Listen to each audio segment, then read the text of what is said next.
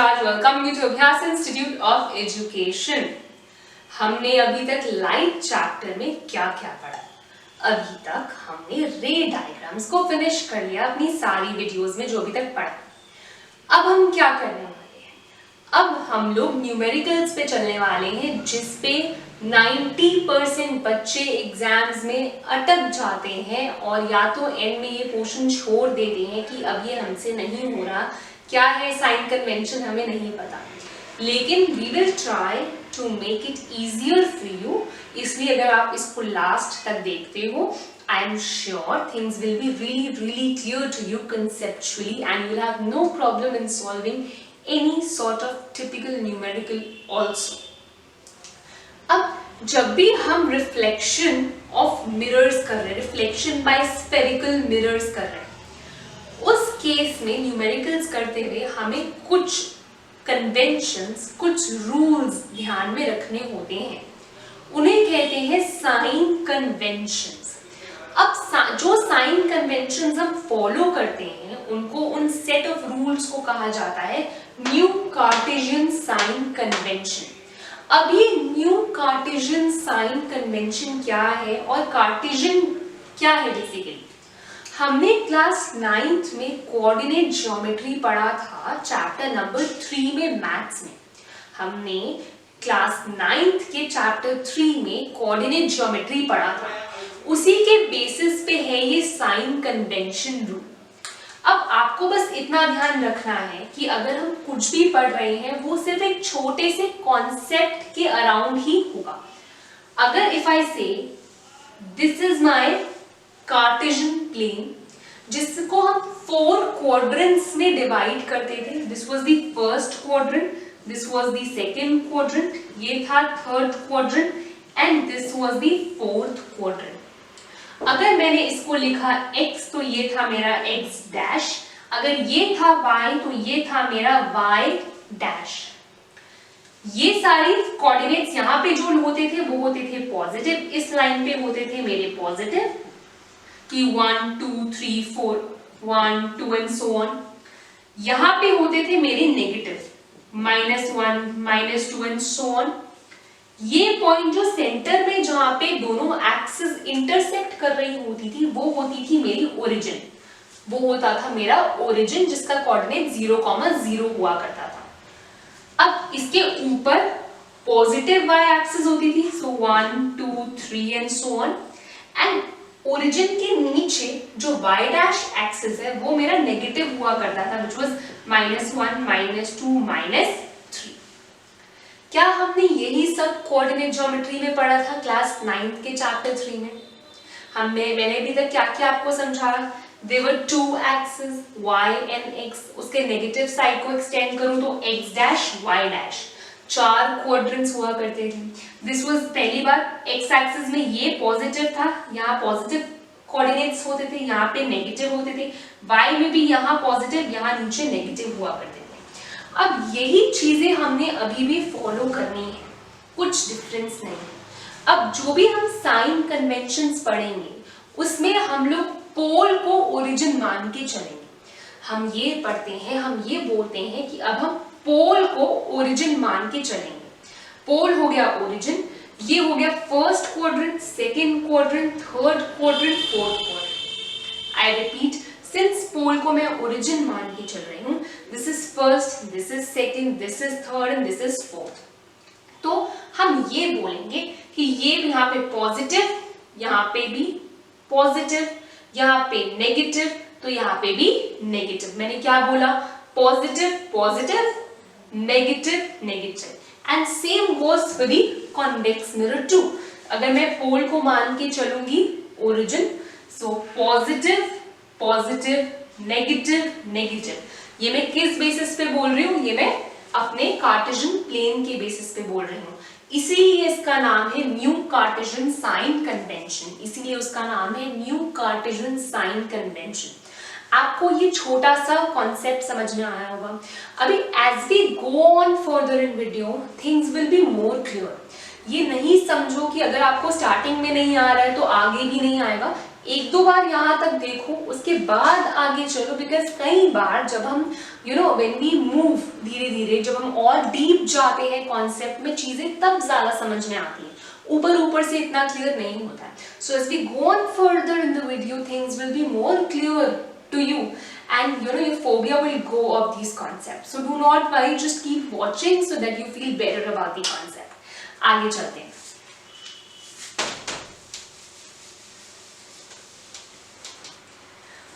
Now आपको ये समझ में आ गया कि कार्टेशियन क्या था, क्यों इसको न्यू कार्टेशियन साइन कन्वेंशन कहा मैंने. अब आपको ये भी समझ में आ गया कि पॉजिटिव और नेगेटिव मैं कैसे लूंगी. अब आपको जो मैं साइन बोल रही हूँ कि साइन पढ़ने हैं हमने. अब हमने साइन पढ़ने किसके हैं, ये साइन कन्वेंशन रूल्स किसके लिए? बेसिकली न्यूमेरिकल्स आएंगे. तो न्यूमेरिकल्स में when we are placing the values we have to keep these conventions, the rules which I will be telling you in mind before doing it. उसी से आप sign decide करोगे उस चीज का. किस चीज का साइन डिसाइड करना है हमें बेसिकली 6 चीजों का साइन डिसाइड करना पड़ सकता है. सबसे पहले I will introduce you each term ताकि आप थोड़ा कंफर्टेबल हो जाओ. First I am saying it's u. What is u in sign convention और in when we talk about lenses और मिरर्स और रिफ्लेक्शन और refraction. So what is u? U क्या होता है बेटा? यू होता है ऑब्जेक्ट डिस्टेंस. क्या होता है? Object distance. मैंने आपको अभी अभी बताया कि आप जो भी डिस्टेंस लेंगे वो पोल से लेंगे. तो पोल से ऑब्जेक्ट कितनी दूर है? आई रिपीट, पोल से ऑब्जेक्ट कितनी दूर है? Distance of object from the pole is u, that is the object distance. Next we are going to v. V क्या चीज है? वी को बोलते हैं बेटा इमेज डिस्टेंस. क्या बोलते हैं? Image distance. अगेन पोल के रेफरेंस से ले रहे हैं, तो इमेज पोल से कितनी दूर है? Distance of image from the pole is called image distance. Next we are going to r. R हमें पहले भी पता है, अपनी फर्स्ट वीडियो में मैंने आपको आर और एफ दोनों से इंट्रोड्यूस कराया था और इनका रिलेशन भी समझाया था कि रेडियस फोकल लेंथ का ट्वाइस होता है या फोकल लेंथ रेडियस का हाफ होता है. इंट्रोडक्शन वीडियो में बहुत ही क्लियरली आपको मैंने कॉन्सेप्ट क्लियर किया था. अगर आपको नहीं याद तो नीचे लिंक है, आप वीडियो 1 पे जाके वापस उसको देख सकते हो.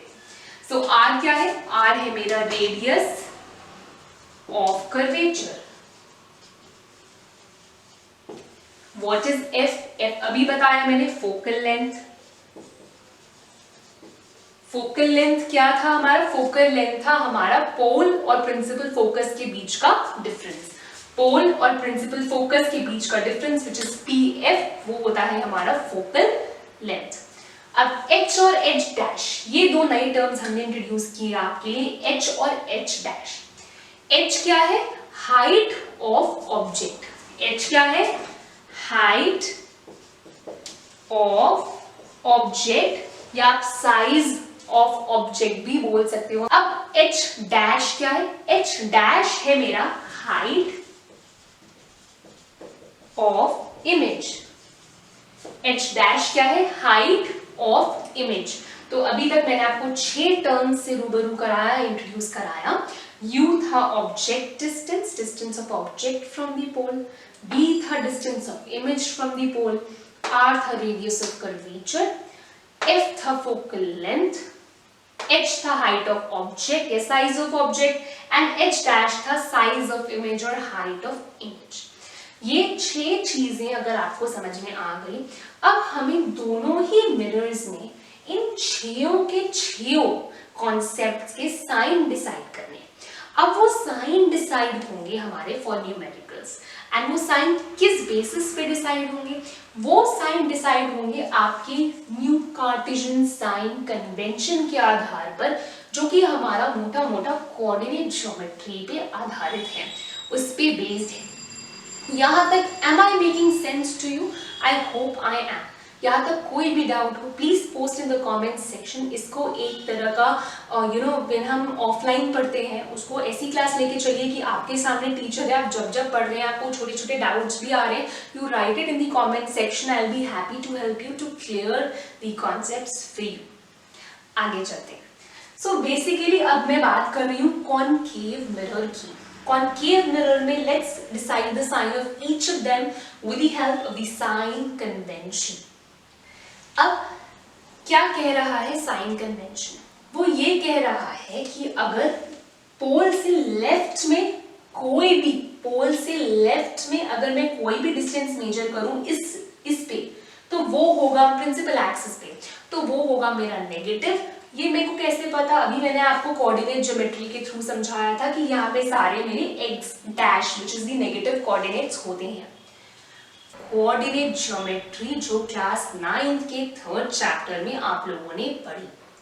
अब let's start with the sign. अगर मैं ऑब्जेक्ट डिस्टेंस की बात कर रही हूँ, तो clearly object is towards the left. अगर object is towards the left of mirror, चाहे मैं कॉनकेव मिरर की बात करूं या कॉन्वेक्स मिरर की बात करूं, हमने सारे रे डायग्राम्स में ऑब्जेक्ट को हमेशा मिरर के लेफ्ट साइड पे प्लेस किया है। सो अगर मैं ऑब्जेक्ट को लेफ्ट से मैं यहाँ पे प्लेस कर रही हूँ, ये रहा मेरा ऑब्जेक्ट, तो यहाँ अगर मेरा ऑब्जेक्ट है let's say eight point A ले लिया मैंने, तो ये ए जो है वो पोल के लेफ्ट साइड पे है। अगर मैं ये कोऑर्डिनेट ज्योमेट्री का कार्टेशियन प्लेन होता तो ये मेरा एक कोई माइनस का कोऑर्डिनेट होता, ये मेरा कोई नेगेटिव कोऑर्डिनेट ही तो होता, बिकॉज ये एक्स डैश के साइड पे है। तो इसलिए मैं बोलती हूँ मेरा जो ऑब्जेक्ट डिस्टेंस होगा वो हमेशा होगा नेगेटिव। क्या होगा? हमेशा negative. I hope I am making sense to you, because ये काफी इजी सा कॉन्सेप्ट है। मैंने क्या बोला कि अगर कोई भी ऑब्जेक्ट जो हम प्लेस करते हैं वो हमेशा मिरर के लेफ्ट साइड पे करते हैं, और यू होता है मेरा ऑब्जेक्ट डिस्टेंस फ्रॉम दी पोल। तो बहुत clearly I can make sense कि यहाँ ये जो है ये पोल के लेफ्ट साइड पे है, and this always denotes a negative coordinate in coordinate geometry, इसीलिए मेरा यू हो गया negative, that is object distance हो गया मेरा नेगेटिव। अब आगे चलते हैं। अगर मैं U की बात करूं इन कॉन्वेक्स मिरर, मैंने बोला चाहे मिरर कॉनकेव हो या convex, object is always towards the left of the mirror, तो यहाँ पे भी मेरा U हो जाएगा negative. Let's go towards the image distance now. Very clearly अगर इमेज मेरी मिरर के लेफ्ट साइड पे बन रही है, तो जो मेरा पोल से उसका डिस्टेंस होगा वो लेफ्ट साइड पे होगा, तो नेगेटिव होगा। तो अगर लेकिन मेरी इमेज जो है वो पोल की और मिरर के राइट साइड पे बन रही है, इस साइड पे बन रही है, तो अकॉर्डिंग टू कोऑर्डिनेट ज्योमेट्री ये मेरा पॉजिटिव साइड होता है, तो मेरा जो इमेज डिस्टेंस होगा वो हो जाएगा पॉजिटिव। अगर आपने मेरी पिछले वीडियोस फॉलो की है और आपको लाइट का आइडिया है और पिछली सारी वीडियोस बहुत डिलीजेंटली देखी है, तो आपको पता होगा कि जब भी इमेज रियल और इन्वर्टेड बनती है तो वो लेफ्ट साइड बनती है ना, और जब भी इमेज वर्चुअल और इरेक्ट बनी है वो हमेशा राइट साइड को बनी है। कॉनकेव मिरर जो है वो इमेज लेफ्ट को भी बना सकता है, that is real and inverted in its 5 cases, लेकिन एक केस उसका था जिसमें उसने वर्चुअल और इरेक्ट इमेज बनाई थी टुवर्ड्स द राइट। तो इसलिए इमेज डिस्टेंस जो होता है वो कॉनकेव में पॉजिटिव भी हो सकता है और नेगेटिव भी हो सकता है।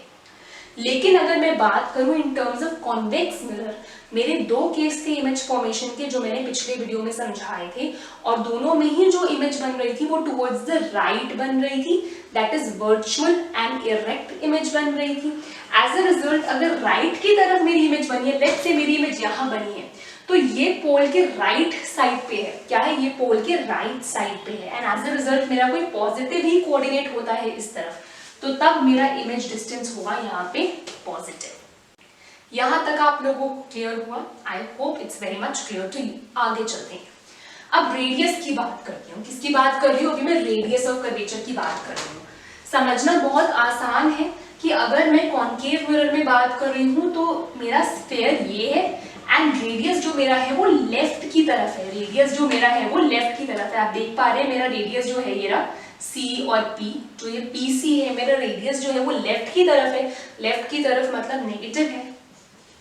एंड फोकल लेंथ भी देख पा रहे हैं, अगर ये रेडियस है तो ये फोकल लेंथ है, पोल की लेफ्ट में है मेरा ये जो डिस्टेंस है, तो ये भी होगा नेगेटिव।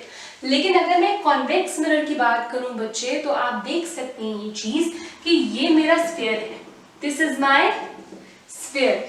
एंड अगर हम देखें, नोटिस करें, पोल से राइट साइड पे ही मेरा जो है रेडियस है CP, और राइट साइड पे ही मेरी फोकल लेंथ है विच इज FP। तो ये जो दोनों चीजें हैं वो पोल के राइट साइड पे है, as a result positive coordinate होगा, तो दोनों ही मेरे पॉजिटिव हैं। ये काफी इजी था समझना। आगे चलते हैं। अगर मैं बात करूं हाइट ऑफ ऑब्जेक्ट की, ध्यान से समझना है। अगर ये मेरा कोऑर्डिनेट प्लेन है, अगर ये मेरा कार्टेशियन प्लेन है, कोई भी ऑब्जेक्ट अगर ऊपर की तरफ है, अगर ऊपर की तरफ है मेरा कोई भी ऑब्जेक्ट, तो ये ध्यान में रखना है कि यहाँ पे पॉजिटिव कोऑर्डिनेट्स होती हैं तो वो पॉजिटिव होगा। तो प्रिंसिपल एक्सिस से ऊपर अगर कोई चीज परपेंडिकुलर है पॉजिटिव, प्रिंसिपल एक्सिस के नीचे अगर कोई चीज है परपेंडिकुलर तो वो नेगेटिव होगी, because these are negative coordinates. तो यहीं से अब हम ऑब्टेन करेंगे अपने अगले दो के भी साइंस। क्लियरली समझना है, हाइट ऑफ ऑब्जेक्ट। ऑब्जेक्ट हमेशा, जितने भी इमेज फॉर्मेशंस कराई है मैंने आपको, ऑब्जेक्ट को हमेशा स्ट्रेट रखा है, ऑब्जेक्ट को हमेशा मैंने स्ट्रेट रखा है, तो उसकी हाइट क्या हो जाएगी? पॉजिटिव। क्या हो जाएगी? पॉजिटिव। तो चाहे वो कॉन्केव मिरर हो, फिर चाहे वो कॉन्वेक्स मिरर हो, हमने ऑब्जेक्ट को हमेशा कहाँ रखा है? Straight and above the principal axis, बिल्कुल इरेक्ट। लेकिन इमेज की बात करते हैं। अगर अब मैं बोल रही हूं इमेज के टर्म्स में, इफ आई टॉक अबाउट, तो इमेज में अगर हम देखेंगे तो बहुत क्लियर सी चीज है, अगर जो इमेज है वो वर्चुअल और इरेक्ट बन रही है, सीधी बन रही है, अबव द प्रिंसिपल एक्सिस बन रही है, तो मेरा जो h डैश होगा which is the height of image, वो पॉजिटिव होगी। अगर मेरी जो इमेज है वो रियल और इन्वर्टेड, उल्टी बन रही है, नीचे की तरफ बन रही है, तो वो नेगेटिव हो जाएगा। हमें पता है कॉन्वेक्स मिरर हमेशा वर्चुअल और इरेक्ट, सीधी इमेज बनाता है, अबव द प्रिंसिपल एक्सिस होगा, तो मेरा h डैश जो होगा वो होगा मेरा पॉजिटिव। लेकिन कॉन्केव में इमेजेस वर्चुअल और इरेक्ट भी बन सकती है, रियल और इन्वर्टेड भी बन सकती है, तो मेरा h डैश जो होगा वो पॉजिटिव और नेगेटिव दोनों हो सकता है। क्यों? अगर वर्चुअल और इरेक्ट बन रही है तो पॉजिटिव, रियल और इन्वर्टेड बन रही है तो नेगेटिव। क्या आप ये बात समझ पा रहे हैं? क्योंकि रियल और इन्वर्टेड है तो मतलब बिलो दी प्रिंसिपल एक्सिस है, और ये हमेशा जो मेरा कोऑर्डिनेट होगा वो होगा नेगेटिव। तो यहाँ पे दोनों केसेस पॉसिबल है, पॉजिटिव भी है और नेगेटिव भी पॉसिबल है। अगर आपको ये पूरा जो सिनेरियो मैंने आपको समझाया, अगर आपको अच्छे से क्लियर है, नोट डाउन कर लिया है, कोई भी डाउट नहीं है, तो आप किसी भी क्वेश्चन को, कितने भी डिफिकल्ट क्वेश्चन को बहुत ही ईज के साथ समझ लेंगे, कर लेंगे और एरर नहीं होगा। अब हम चल रहे हैं इस वीडियो के सबसे इम्पोर्टेंट पार्ट पे। आप लोगों को 3 फॉर्मूले बताऊंगी जो आप मिरर के किसी भी क्वेश्चन को सॉल्व करने के लिए यूज कर सकते हैं। एंड ये 3 फॉर्मूले समझ में आ गए, साइन कन्वेंशन समझ में आ गया, 90% job is done, 10% is practice of the numericals, जो मैं आपको नेक्स्ट वीडियो में कराने वाली हूँ। अब मैं बोल रही हूँ mirror formula. What is mirror formula? मैं b that is image distance, u that is object distance और f that is focal length, इन तीनों का एक रिलेशनशिप बना के एक फॉर्मूले में पुट किया, जिसको मिरर फॉर्मूला कहा जाता है। What is the formula? Very simple. 1 upon b plus 1 upon u equals 1 upon f. ये है हमारा सिंपल सा mirror formula, which is 1 upon b plus 1 upon u equals 1 upon f. इस फॉर्मूले को यूज करके हम सारे क्वेश्चन सॉल्व कर सकते हैं ऑफ स्फेरिकल मिरर्स। आगे चलते हैं। अगर मैं अब मैग्निफिकेशन को समझाऊं आपको, बहुत आसान है। मैग्निफिकेशन को m से रिप्रेजेंट करते हैं, छोटे m से रिप्रेजेंट करते हैं, और इसका जो फॉर्मूला है वो है ratio of height of image upon height of object. Height of image upon height of object. आपको बताया ही था h dash stands for height of image and h stands for height of object. सो इन दोनों के ratio को कहा जाता है magnification. Magnification का मतलब क्या है? मैग्निफिकेशन का मतलब ये है कि जो इमेज का साइज है वो ऑब्जेक्ट से कितना बड़ा है या कितना छोटा है। सो हम बता रहे हैं size of image with respect to its object size. क्या बता रही हूं मैं? I am telling you the basically the relative extent या factor by which image of object is magnified with respect to the object size, कि जो image का size है वो object के relation में कितना बड़ा या कितना छोटा है। तो ये हुआ मेरा magnification। अब अगर मेरा magnification 1 आ गया, ध्यान से समझना है, छोटे छोटे कॉन्सेप्ट्स क्लियर कर रही हूँ, बुक में कहीं नहीं मिलेंगे, तो ध्यान से सुनेंगे। तो जो हम कहते हैं ना हॉट्स क्वेश्चंस आते हैं एग्जाम्स में, 1 मार्कर 2 मार्कर कई बार 4 मार्कर भी आ जाते हैं हॉट्स, तो आप उनसे बच जाएंगे, you will sail through easily. So अगर मेरा मैग्निफिकेशन 1 आ गया, अगर मैं बोल रही हूँ कोई मेरा रेशियो कैंसिल आउट होके 1 हो गया, वो सिर्फ तभी पॉसिबल है जब मेरा न्यूमरेटर और डिनोमिनेटर सेम हो। जैसे फॉर एग्जाम्पल 5/5 तो कैंसिल आउट होके 1 आ गया, है ना, तो वो सिर्फ तभी पॉसिबल है जब मेरा न्यूमरेटर और डिनोमिनेटर सेम। तो अगर मेरा मैग्निफिकेशन 1 है तो इसका मतलब height of image is equal to height of object. अगर मेरा मैग्निफिकेशन 1 से बड़ा है तो 1 से बड़ा कोई रेशियो सिर्फ तब आता है जब जो ऊपर का पार्ट है दैट इज न्यूमरेटर जो मेरा है वो नीचे डिनोमिनेटर से बड़ा हो। जैसे कि 5/2 तो ये कैंसिल आउट होके मेरा आ जाएगा 2.5। तो मैग्निफिकेशन अगर मेरा 1 से बड़ा है इसका मतलब height of image is greater than height of object, और मेरी जो बेसिकली इमेज है वो मैग्नीफाइड है, वो इनलार्ज्ड है। 1 आया तो सेम साइज, ग्रेटर देन 1 आया तो इमेज इनलार्ज्ड है, बड़ी है। अब अगर मेरा मैग्निफिकेशन लेस देन 1 आ गया, लेस देन 1 कब आ सकता है? जब मेरा डिनोमिनेटर है वो मेरे न्यूमरेटर से बड़ा हो। As a result I think इसका आंसर 0.67 आ जाएगा शायद। तो 1 से कम आ रहा है तो मतलब मेरा हाइट ऑफ इमेज जो है वो हाइट ऑफ ऑब्जेक्ट से कम है और मेरी इमेज डिमिनिश्ड है, मेरी इमेज डिमिनिश्ड है। यहां तक आपको समझ में आया? बिल्कुल आया। आगे चलते हैं। एक और चीज ध्यान रखेंगे, जब भी आप V, U और F की वैल्यूज मिरर फॉर्मूले में डालेंगे, ध्यान रखेंगे वो कॉनकेव मिरर है या कॉन्वेक्स मिरर है, और उसके बेसिस पे साइन कन्वेंशंस जो आपको अभी मैंने सिखाया वो फॉलो करते हुए ही आप इनकी वैल्यूज फॉर्मूले में डालेंगे ताकि आंसर सही आए। नहीं तो आंसर सही नहीं आएगा, you will mess up in the question, answer will be wrong, starting से ही पूरा गलत हो जाएगा, 0 मिल जाएगा। अब एक और चीज आपको समझनी है, मैग्निफिकेशन का फॉर्मूला है which is m is equal to h dash upon h, इसका ऑब्जेक्ट डिस्टेंस और इमेज डिस्टेंस से भी एक छोटा सा रिलेशन है और उसका भी एक फॉर्मूला हमारी बुक में गिवन है which is m is equal to h dash upon h is equal to minus v by u। तो ये फॉर्मूला जो है हम कई बार क्वेश्चंस में यूज करते हैं। क्या फॉर्मूला यूज करते हैं? h dash upon h is equal to minus v by u। सो ये फॉर्मूला भी कई बार हमारे न्यूमेरिकल्स में यूज होता है। तो 3 फॉर्मूले मैंने आपको समझा दिए हैं एंड ध्यान से करिएगा तभी न्यूमेरिकल सही हो पाएगा। एक छोटी सी चीज आपने याद रखनी है कि अगर मैग्निफिकेशन का साइन नेगेटिव आया तो इमेज रियल है, अगर मैग्निफिकेशन का साइन पॉजिटिव आ रहा है तो इमेज वर्चुअल होगी। ये छोटी छोटी चीजों का आप ध्यान रखेंगे, आपके क्वेश्चंस गलत नहीं होंगे। And winding up here, thank you, have a very good day. अगर आपको लगा कि मैंने अच्छे से समझाया और आपको समझ में आया, hit the like button, comments में अपने डाउट्स लिखिएगा, I will help you out. Thank you, have a very good day, keep watching, keep learning.